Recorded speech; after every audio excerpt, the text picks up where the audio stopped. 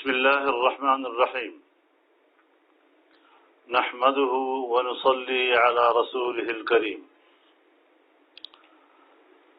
عزت مآب جناب شی چن ینگ، سیکرٹری جنرل و ممبران central committee communist party of China, خواتین و حضرات،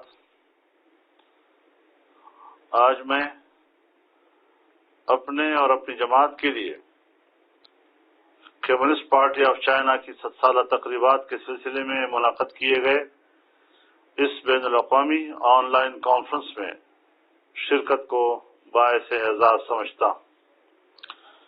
یہ کانفرنس ایسے موقع پر منعقد ہو رہی ہے کہ جب کورونا کی مہلک وبا نے پوری انسانیت کو اپنے لپیٹ میں لیا ہوا ہے، جس کی وجہ سے یہ کانفرنس بذریعہ ویڈیو لنک منعقد ہو رہی ہے۔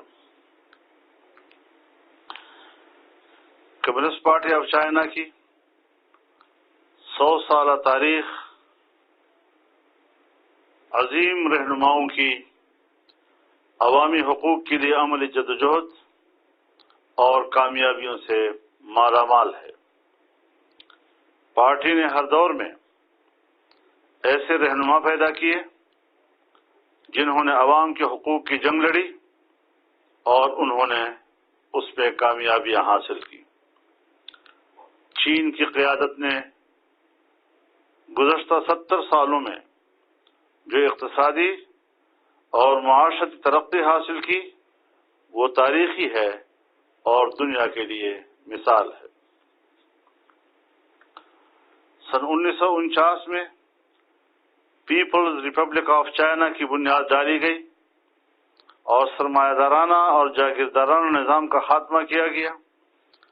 چین کی عوام کو حکومت میں شراکت دار بنایا گیا